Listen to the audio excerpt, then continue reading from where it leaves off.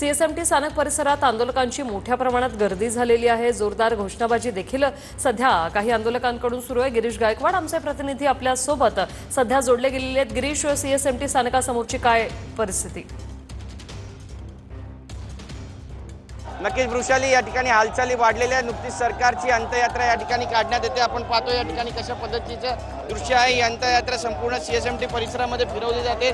दोन वेगवेगळे दृश्य या ठिकाणी पाहायला मिळतात। एकीकडे पोलीस बांधव पुस्तकं घेऊन, वह्या पुस्तकं घेऊन या ठिकाणी रस्त्यावरच अभ्यास करताना पाहायला मिळतात। तर पहिली दृश्य जी आपण पाहतोय ती म्हणजे सरकारची जी अंत्ययात्रा ती या ठिकाणी काढली जाते आणि एक मराठा लाख मराठाचा जो जयघोष आहे तो सुद्धा या ठिकाणी आपल्याला स्पष्टपणे ऐकू येतोय। नारे दिले जात आहेत, एल्गार पुकारला जातोय आणि सरकारकडे ओबीसीच्या कोट्यातून आरक्षणाची मागणी सुद्धा केली जाते। हलगी वाजते आणि हलगीच्या तालावरती हे सगळे मराठा बांधव जे ते आता या ठिकाणी आंदोलन करताना आपल्याला पाहायला मिळत आहेत। मुंबईचा आयकॉनिक सीएसएमटी स्टेशन आहे आणि या स्टेशनच्या समोरील सेल्फी पॉईंटच्या समोरील जो रस्ता आहे तो पूर्णपणे ब्लॉक करण्यात आलेला आहे। या संपूर्ण रस्त्यावर मराठा आंदोलकांचे ट्रक आणि मराठा आंदोलक स्वतः आपल्याला स्पष्टपणे पाहायला मिळत आहेत। घोषणा दिल्या जात आहेत आणि आरक्षण आमच्या हक्काचं नाही, कुणाच्या बापाच्या, अशा घोषणा ज्या आहेत त्या या ठिकाणी सध्या दिल्या जात आहेत। एकंदरीतच हलगी वाजवली जाते आणि त्यासोबतच लाल टोप्या आणि लाल उपरणे घालून हे सगळे मराठा आंदोलक हळूहळू या परिसरामध्ये एकवटण्याची जी चित्र आहे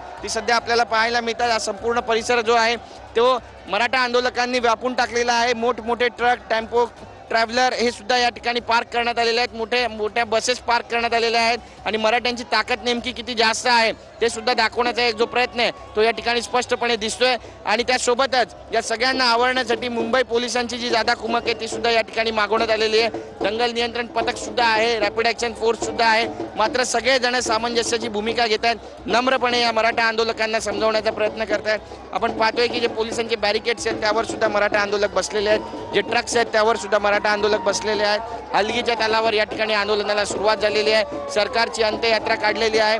चौथा दिवस आहे आमरण उपोषणाचा। मनोज जरांगे पाटील यांनी आज पाणी सोडलेलं आहे आणि त्यामुळे मराठा आंदोलनाची जी तीव्रता आहे ती सुद्धा हळूहळू वाढत चालत असल्याची जी चर्चा आहे ती सुद्धा रंगू लागलेली आहे। एकंदरीतच सरकारची नेमकी भूमिका काय असणार आहे हे सुद्धा पाहणं वृषाली तितकंच महत्त्वाचं ठरणार आहे।